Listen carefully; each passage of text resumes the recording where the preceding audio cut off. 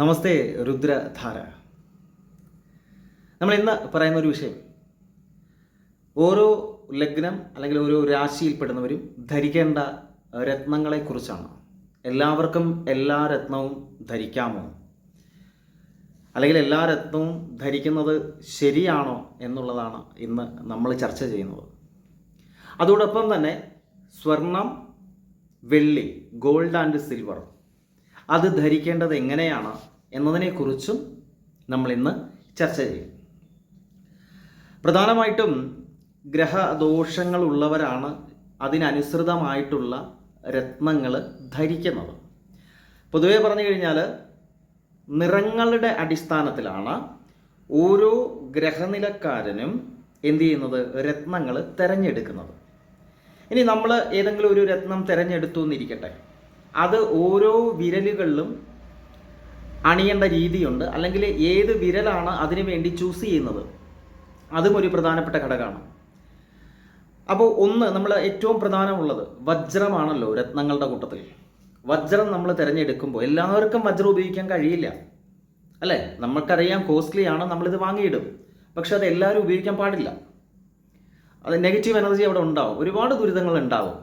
അപ്പോൾ അതുകൊണ്ട് വജ്രമാണെങ്കിൽ അത് മോതിര വിരലിലെ ഉപയോഗിക്കാൻ പാടുള്ളൂ എന്ന് പറയപ്പെടുന്നുണ്ട്, വജ്രമാണെങ്കിൽ. രണ്ടാമത്, ആകെ 9 രത്നങ്ങളാണുള്ളത്. ഓരോ ഗ്രഹവുമായിട്ട് ബന്ധപ്പെട്ട് 9 രത്നങ്ങളാണ് ടോട്ടലി ഉള്ളത്, അല്ലേ?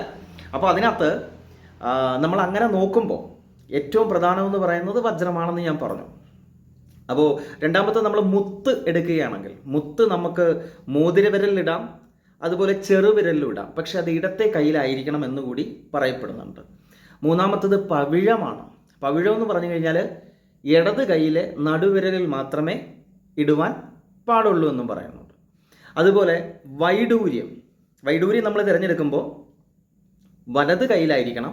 വലത് കൈയിലെ നടുവിരലാണ് എന്തിന് പറയപ്പെടുന്നത്, വൈഡൂര്യത്തിന് പറയപ്പെടുന്നത്. അഞ്ചാമതായിട്ട് വരുന്നത് മാണിക്യമാണ്.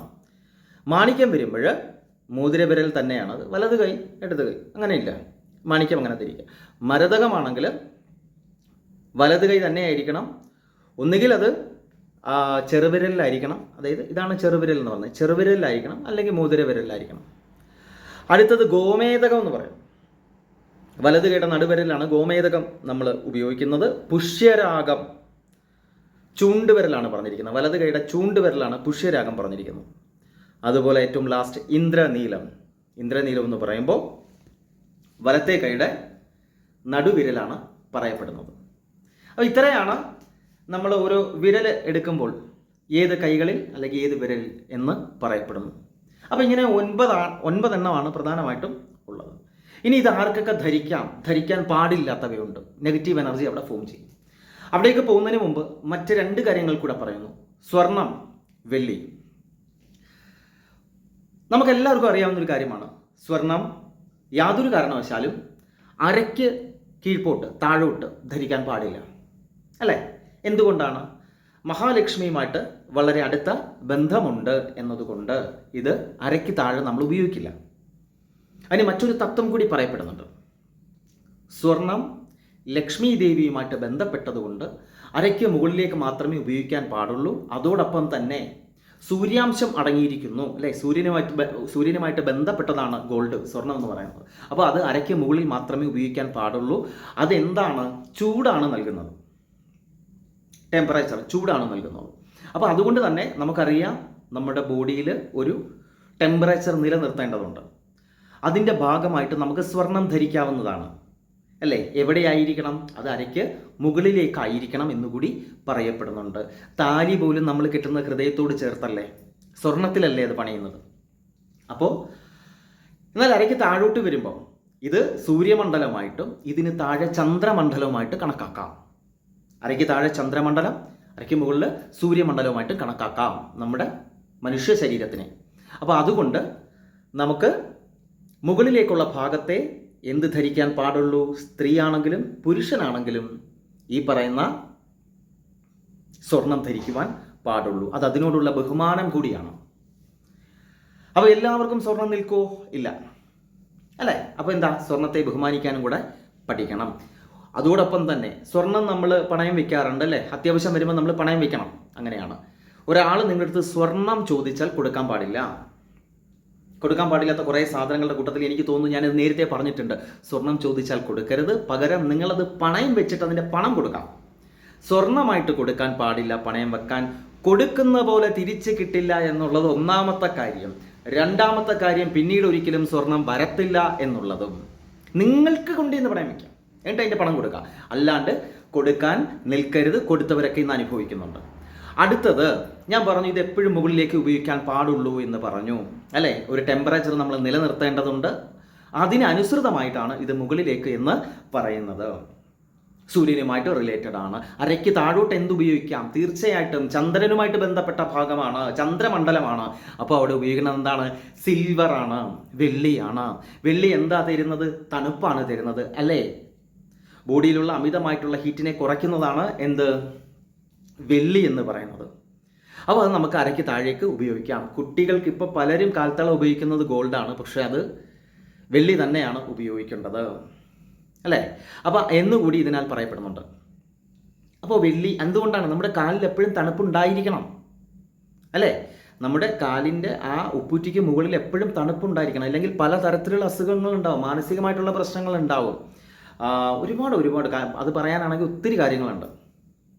അപ്പോൾ ഇങ്ങനെയാണ് ഇത് ധരിക്കേണ്ടതിൻ്റെ വിധി. അതാണ് ഗോൾഡിൻ്റെയും അതുപോലെ സിൽവറിൻ്റെയും. അപ്പോൾ ഏതൊരു മനുഷ്യനാണെങ്കിലും സിൽവർ ധരിക്കേണ്ടതാണ്. അതുപോലെ തന്നെയാണ് ഗോൾഡും. രണ്ടും ഉപയോഗിക്കാം. ഇനി ഏതൊക്കെ രാശിക്കാർ ഏതൊക്കെ രത്നങ്ങളാണ് ധരിക്കേണ്ടത്? പലർക്കും രത്നങ്ങൾ മാറി ഉപയോഗിച്ച് പണി മേടിച്ചവരുണ്ട്. ഗ്രഹനിലയൊക്കെ ചെക്ക് ചെയ്തിട്ട് ഇടുന്നതായിരിക്കും ഉത്തമമെന്ന് ഞാൻ പറയുന്നു. ഇനി അതല്ല, നവരത്നങ്ങളെല്ലാം കൂടെ ചേർത്തിടുക, അതിനകത്ത് വലിയ പ്രശ്നമൊന്നും പറയുന്നില്ല കേട്ടോ. ശരിക്കും രത്നങ്ങൾ വാങ്ങാൻ പൈസ ഇല്ലാത്തവർക്ക് ചില ചെടികളുടെ വേരുകളുണ്ട്, അത് ഉപയോഗിക്കാം. പകരം ഉപയോഗിക്കാവുന്നതുണ്ട്, സബ്സ്റ്റിറ്റ്യൂട്ടായിട്ട്. അപ്പോൾ നമ്മൾ ഒന്നാമത്തത് മേടം രാശി എടുക്കാം. മേടം രാശിയിൽ പെടുമ്പോൾ ജനിച്ചവർക്ക് പുഷ്യരാഗം ഉപയോഗിക്കാം, പവിഴം ഉപയോഗിക്കാം, മാണിക്യം ഉപയോഗിക്കാം, മുത്ത് ഉപയോഗിക്കാം. പുഷ്യരാഗം, പവിഴം, മാണിക്യം, മുത്ത്, ഇത് നാലും ഉപയോഗിക്കാം. പക്ഷേ അവർ ഒരു കാരണവശാലും വജ്രം ഉപയോഗിക്കാൻ പാടില്ല എന്ന് പറയപ്പെടുന്നുണ്ട്. അതുപോലെ മരതകം ഉപയോഗിക്കാൻ പാടില്ലെന്ന് പറയപ്പെടുന്നുണ്ട്. ഇനി അതുപോലെ തന്നെയാണ് രണ്ടാമത്തത് വരുമ്പോൾ ഇടവം രാശിയല്ലേ വരുന്നത്. ഇടവം രാശി വരുമ്പോഴത്തേക്ക് നമുക്ക് ഉപയോഗിക്കാൻ സാധിക്കുന്നത്, അവർക്ക് ഇന്ദ്രനീലം ഉപയോഗിക്കാം, വജ്രം ഉപയോഗിക്കാം, അതുപോലെ തന്നെ മരതകം ഉപയോഗിക്കാം. ഈ മൂന്നെണ്ണവും അവർക്ക് ഉപയോഗിക്കാം. ബാക്കിയുള്ളതൊന്നും ഉപയോഗിക്കരുത്. അടുത്ത വരുന്നത് മിഥുനം രാശി. മിഥുനം രാശി വരുമ്പോഴത്തേക്ക് അവർക്ക് വജ്രം ഉപയോഗിക്കാം, മരതകം ഉപയോഗിക്കാം. ഇത് രണ്ടുമാണ് പ്രധാനമായിട്ടും അവർ ഉപയോഗിക്കേണ്ടത്, മരതകം, വജ്രം. കഴിഞ്ഞോ? ഇല്ല. അടുത്ത എന്താ? കർക്കിടകം രാശി വരുന്നു. പവിഴം, പുഷ്യരാഗം, മുത്ത്, ഇത് മൂന്നേ ഉപയോഗിക്കാവൂ. പവിഴം, പുഷ്യരാഗം, മുത്ത്. കർക്കിടകം രാശി വരുമ്പോഴത്തേക്ക് ഇന്ദ്രനീലം ഉപയോഗിച്ച് കഴിഞ്ഞാൽ അനുകൂലമായിട്ടൊന്നും സംഭവിക്കില്ല, വളരെ പ്രതികൂലമായിട്ടുള്ള പ്രശ്നങ്ങളുണ്ടാവും. അടുത്തത് വരുന്നത് ചിങ്ങം രാശിയാണ്. ചിങ്ങം രാശി വരുമ്പോഴത്തേക്ക് പവിഴം, മാണിക്യം എന്നിവ ഉപയോഗിക്കാം. പവിഴവും മാണിക്യവും മാത്രമേ ഉപയോഗിക്കാൻ പാടുള്ളൂ ചിങ്ങരാശി എന്ന് പറയുന്നത്. അടുത്ത വരുന്നത് കന്നിയാണ്, കന്നിമാസം, കന്നിരാശി. കന്നിരാശി വരുമ്പോഴത്തേക്ക് മരതകം, മുത്ത്, വജ്രം ഉപയോഗിക്കാവുന്നത് മാത്രമേ ഞാൻ പറയുന്നുള്ളൂ, ബാക്കി ഉപയോഗിക്കണ്ട. അടുത്ത തുലാം വരുന്നു. തുലാം രാശി വരുമ്പോഴത്തേക്ക് അവർക്ക് വജ്രം ഉപയോഗിക്കാം, മുത്ത് ഉപയോഗിക്കാം, അതുപോലെ ഇന്ദ്രനീലം ഉപയോഗിക്കാം. വജ്രം ഉപയോഗിക്കാം, മുത്ത് ഉപയോഗിക്കാം, ഇന്ദ്രനീലം ഉപയോഗിക്കാം. വൃശ്ചികം രാശിയിലേക്ക് വരുമ്പോൾ, വൃശ്ചികം രാശിയിലാണ് ലഗ്നം അല്ലെങ്കിൽ രാശിയെങ്കിൽ പവിഴവും പുഷ്യരാഗവും മാണിക്യവും ഉപയോഗിക്കാം. പവിഴം, പുഷ്യരാഗം, മാണിക്യം, മുത്ത് നാലെണ്ണം ഉപയോഗിക്കാം. ധനു രാശിയിലേക്ക് വരുമ്പോൾ പവിഴം, പുഷ്യരാഗം, മാണിക്യം ഈ മൂന്നെണ്ണമേ ധരിക്കാൻ പാടുള്ളൂ. പവിഴം, പുഷ്യരാഗം, മാണിക്യം. ഏതാണ്? ധനുരാശി. അടുത്ത രാശിയിലേക്ക് വരാം, മകരം രാശിയാണ്. മകരം രാശി വരുമ്പോഴത്തേക്ക് മരതകം ഉപയോഗിക്കാം, ഇന്ദ്രനീലം ഉപയോഗിക്കാം, വജ്രം ഉപയോഗിക്കാം അല്ലേ? മരതകം ഉപയോഗിക്കാം, ഇന്ദ്രനീലം ഉപയോഗിക്കാം, വജ്രം ഉപയോഗിക്കാം. അടുത്തത് നമുക്ക് വരികയാണ് കുംഭം രാശി. കുംഭം രാശി എന്ന് പറയുമ്പോൾ തന്നെ ഇന്ദ്രനീലം ഉറപ്പാണ്. ഇന്ദ്രനീലം ഉപയോഗിക്കാം, അതുപോലെ വജ്രം ഉപയോഗിക്കാം. കുംഭം രാശിയാണോ? ഇന്ദ്രനീലം ഉപയോഗിക്കാം, വജ്രം ഉപയോഗിക്കാം. അടുത്തത് ലാസ്റ്റ് വൺ, മീനം രാശി. മീനം രാശി നോക്കിയും കണ്ടും വേണം ഇടാൻ. ഏറ്റവും കൂടുതൽ പണി മേടിക്കുന്ന ആളുകളാണ് മീനരാശിയിലുള്ളത്. അറിഞ്ഞോളൂ, 2 മത്സ്യങ്ങൾ ഇങ്ങനെ കിടക്കുന്നത്. അപ്പോൾ ആ മീനൻ രാശിയിൽ വരുമ്പോൾ അവർക്ക് യോജിക്കുന്നത് രത്നങ്ങൾ: 1 പവിഴം, 2 പുഷ്യരാഗം, 3 മുത്ത്. ഇങ്ങനെ 3 എണ്ണമാണ് ഈ രാശി പ്രകാരം ഉപയോഗിക്കുന്നത്. ഇവരൊരു കാരണവശാലും എന്തുപയോഗിക്കാൻ പാടില്ല? വജ്രം ഉപയോഗിക്കാൻ പാടില്ല എന്ന് പറയുന്നു. പക്ഷേ ഞാൻ ഇത്രയും പറഞ്ഞെങ്കിലും നിങ്ങളുടെ ഗ്രഹനില അനുസരിച്ച് മീനം രാശിക്കാർക്ക് ഇന്ദ്രനില ഉപയോഗിക്കാം. ഇപ്പോൾ ഉത്രട്ടാതി നക്ഷത്രത്തിൽ പെടുന്ന ഒരു വ്യക്തി, അയാൾക്ക് ഇന്ദ്രനില ഉപയോഗിക്കാം. കാരണം ശനി അധിപനായിട്ടുള്ളതാണ്. ശനിയുമായിട്ട് ബന്ധപ്പെട്ട് വരുന്ന രത്നമെന്ന് പറയുന്നത് ഇന്ദ്രനീലമാണ്. അപ്പോൾ അതവർക്ക് ഉപയോഗിക്കാം. അവിടെ പുഷ്യരാഗം പറയപ്പെടുന്നു. ഏത് പുഷ്യരാഗം? മഞ്ഞ പുഷ്യരാഗം പറയപ്പെടുന്നുണ്ട്. മഞ്ഞ പുഷ്യരാഗം എന്ന് പറയുമ്പോൾ വ്യാഴവുമായിട്ട് റിലേറ്റഡ് ആണ്, അല്ലെ, ഗുരുവുമായിട്ട് റിലേറ്റഡ് ആണ്. അങ്ങനെ ഉപയോഗിക്കാം. ഒരു കാര്യം ഞാൻ ഉറപ്പിച്ച് പറയാം, നിങ്ങൾ ഒരു രത്നം ധരിക്കുന്നെങ്കിൽ ഗ്രഹനില നോക്കിയിട്ട് ധരിക്കുന്നതാവും ഉത്തമം. ഉത്രട്ടാതിക്ക് ഇന്ദ്രനീലം ധരിക്കാം എന്ന് പറയുന്നു. പക്ഷെ ഉത്രട്ടാതി ഏതാണ് രാശി? മീനം രാശിയാണ്. മീനം രാശിക്ക് ഇത് ധരിക്കാൻ പാടില്ല എന്നും പറയുന്നു. മനസ്സിലായി? ഇതുപോലെ ഓരോ രാശിക്കും പ്രോബ്ലം ഉണ്ട്. അതുകൊണ്ട് ഗ്രഹനില കൃത്യമായിട്ട് എടുത്തതിന് ശേഷം മാത്രമേ, ഗ്രഹദോഷ സംബന്ധം മാറ്റാൻ വേണ്ടി മാത്രമേ രത്നം ധരിക്കാവൂ. ഞാൻ ഇതിൽ നിന്നും പറയുന്ന ഒരു കാര്യം, വെറുതെ പോയി പണി മേടിക്കണ്ട. ഈ വജ്രമൊക്കെ മേടിച്ച് വെറുതെ പണി മേടിക്കണ്ട. നമ്മൾ രാശിയും ലഗ്നവും നോക്കുന്നതിനും അപ്പുറം ഗ്രഹനില നോക്കിയതിന് ശേഷമേ ഇത് ധരിക്കാവൂ. ഇതിന് നമുക്ക് പോസിറ്റിവിറ്റി ഉണ്ടെങ്കിൽ ഡെഫിനറ്റ്ലി അവിടെ നെഗറ്റിവിറ്റി ഉണ്ടാവും. അപ്പോൾ ഇതിനൊക്കെ അപ്പുറം നമുക്ക് ധരിക്കാൻ 2 സാധനങ്ങളുണ്ട്. ഒന്ന് ഗോൾഡും സിൽവറും. ഈ 2 സാധനങ്ങൾ ഉപയോഗിക്കുന്നതായിരിക്കും ഉത്തമം. ഞാൻ പറഞ്ഞു തുടക്കത്തിൽ, ഗോൾഡ് എന്താണ്? സൂര്യമണ്ഡലത്തിൽ മാത്രമേ ഉപയോഗിക്കാൻ പാടുള്ളൂ. അതാർക്കും കടം കൊടുക്കാൻ പാടില്ല എന്നും പറഞ്ഞു. അതിനെ നമ്മൾ അത്ര അധികം ബഹുമാനിക്കേണ്ട ഒരു ഘടകമാണ്. എത്രത്തോളം അതിനെ ബഹുമാനിക്കുന്നോ, എത്രത്തോളം മഹാലക്ഷ്മിയെ പൂജ ചെയ്യുന്നോ, എങ്കിലേ ഈ സാധനം വരത്തുള്ളൂ. ഇല്ല, ഇത് വരില്ല, പോവും, നഷ്ടമായി പോവും. വരാൻ തുടങ്ങിയ ഇങ്ങനെ വന്നുകൊണ്ടേയിരിക്കും. അതുപോലെ തന്നെയാണ് സിൽവർ എന്ന് പറയുന്നത്. സിൽവർ എല്ലാവരും ധരിക്കണം. അരയ്ക്ക് താഴെ സിൽവർ ഉണ്ടായിരിക്കണം. നമ്മുടെ മാനസിക സമ്മർദ്ദം കുറയും, നമ്മുടെ ശരീരത്തിലെ അമിതമായിട്ടുള്ള താപനില കുറയും, നമ്മുടെ തൊലിപ്പുറത്തുണ്ടാകുന്ന സ്കിൻ ഡിസീസസ് അത് കുറയും. അങ്ങനെ ഒരുപാട് ഗുണങ്ങൾ സിൽവറിനെ സംബന്ധിച്ചിടത്തോളം ഉണ്ട്.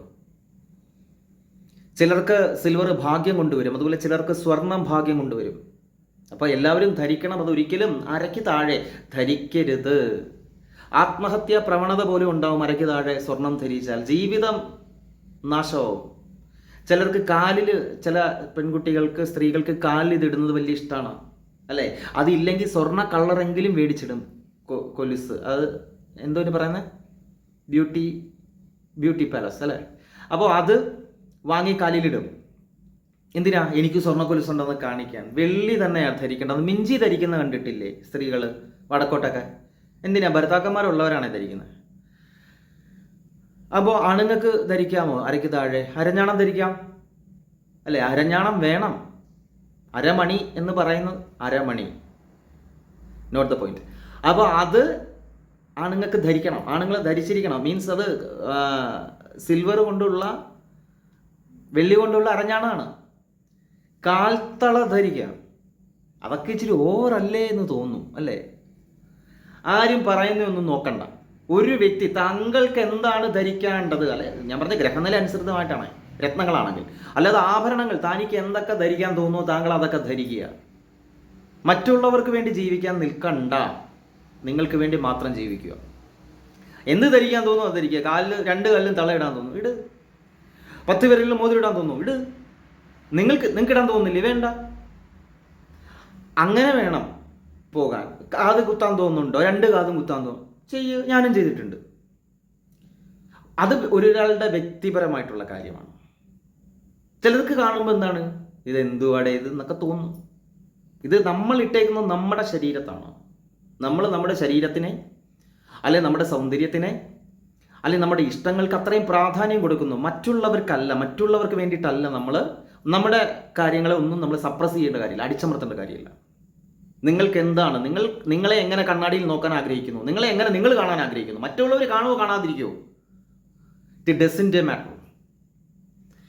നിങ്ങൾ എങ്ങനെ നിങ്ങളെ കാണാൻ ആഗ്രഹിക്കുന്നു അങ്ങനെ നമുക്ക് നടക്കാം. മുടി നീട്ടി വളർത്ത്, മുടി മുറിച്ച് കളയണം, മുറിച്ച് കളാം, അതിനകത്തൊന്നും ഒരു കാര്യമില്ല. അത് ഒരു വ്യക്തിയുടെ വ്യക്തിപരമായിട്ടുള്ള കാര്യമാണ് അല്ലേ? അതിനെ ബഹുമാനിക്കുക. ഈവൻ ഹസ്ബൻഡ് ആണെങ്കിൽ വൈഫിൻ്റെ ആ ഒരു കാര്യത്തെ ബഹുമാനിക്കുക, വൈഫാണെങ്കിൽ ഹസ്ബൻഡിൻ്റെ ആ ഇഷ്ടങ്ങളെ ബഹുമാനിക്കുക എന്ന് കരുതി പരസ്പരം എന്താ ഒരു അഡ്ജസ്റ്റ്മെൻ്റ് ഒക്കെ വേണം കേട്ടോ. അപ്പോൾ ഈ ഇത്രയും കാര്യങ്ങൾ ശ്രദ്ധിക്കുക. അപ്പോൾ രത്നങ്ങൾ തിരഞ്ഞെടുക്കുമ്പോൾ ഈ രാശിക്കാർക്ക് ഇത് ഉപയോഗിക്കാമെന്നാണ് പറഞ്ഞത്. രാശി മാത്രം നോക്കരുത്, നമ്മുടെ ഗ്രഹനില കൂടി പരിശോധിക്കണം. പൊതുവേ ഉള്ള ഒരു കാര്യമാണ് ഞാനിത് പറഞ്ഞത്. ഇതിനകത്ത് ഏറ്റവും എസ്പെഷ്യലി ഞാൻ പറയുന്നത് ഗോൾഡിൻ്റെയും സിൽവറിൻ്റെയും കാര്യമാണ്. അപ്പോൾ സിൽവർ എല്ലായ്പ്പോഴും അരയ്ക്ക് താഴെ ഉപയോഗിക്കുക, അരയ്ക്ക് മുകളിലോട്ട് ഗോൾഡും ഉപയോഗിക്കുക. ഇത്രയും കാര്യങ്ങളേ ഉള്ളൂ രത്നങ്ങളെക്കുറിച്ച് പറയാനായിട്ട്. ഏതൊക്കെ വിരലുകളിൽ അണിയണം എന്ന് കൂടി പറഞ്ഞു, അത് പ്രധാനമാണ് കേട്ടോ. ഇപ്പം മോതിരവിരലല്ല, ആമമോതിരം നമ്മൾ ഇടുന്നു. ആമമോതിരം നമുക്ക് എവിടെ വേണമെങ്കിലും ഇടാം. പക്ഷേ പ്രധാനമായിട്ടും നമ്മൾ പറയുന്നുണ്ട്, ചിലപ്പോൾ ഇടത്തെ കയ്യിലെ ചൂണ്ടുവിരൽ പറയുന്നുണ്ട്, വലത്തെ കയ്യിലെ ചൂണ്ടുവിരലും പറയുന്നുണ്ട്. അങ്ങനെ ഒരു വീഡിയോ ഞാൻ ഓൾറെഡി ചെയ്തിട്ടുണ്ട്. നിങ്ങൾ മാറി ഇട്ട് നോക്കുക. ഏത് വിരലിട്ടാലും പ്രത്യേകിച്ച് പ്രശ്നമൊന്നുമില്ല. ഒരു വിരലിൽ ഒരാഴ്ച ഇടുക. ഏത് വിരലിടുമ്പോഴാണ് നിങ്ങൾക്ക് കൂടുതൽ ഒരു പ്രോസ്പെരിറ്റി ഉണ്ടാകുന്നത്, സോ അവിടെ കണ്ടിന്യൂ ചെയ്യുക. അത്രേ ഉള്ളൂ അതിനകത്ത്. അപ്പോൾ എന്നെ സംബന്ധിച്ച് എനിക്കൊക്കെ ഇവിടെയാണോ, യെസ്, അതവിടെ കിടക്കട്ടെ. അത് ആമയെ ഉപയോഗിക്കുമ്പോൾ പ്രധാനമായിട്ടും സിൽവർ തന്നെ ഉപയോഗിക്കുക എന്നുള്ളതാണ്. ഇത്രയും കാര്യങ്ങളേ ഉള്ളൂ ഇതിനകത്ത് പറയാനായിട്ട്. അപ്പോൾ കുറച്ച് പേര് റിക്വസ്റ്റ് ചെയ്തു രത്നങ്ങളെക്കുറിച്ചൊന്ന് പറയാൻ, അത് ആർക്കൊക്കെ ധരിക്കാമെന്ന് പറയാൻ. അതുകൊണ്ടാണ് ഞാൻ ഇത്തരത്തിലൊരു സബ്ജക്റ്റ് എടുത്തത്. അപ്പോൾ മറ്റൊരു സബ്ജക്റ്റുമായിട്ട് നമുക്ക് ഉടനെ കാണാം എന്ന ശുഭപ്രതീക്ഷയോടുകൂടി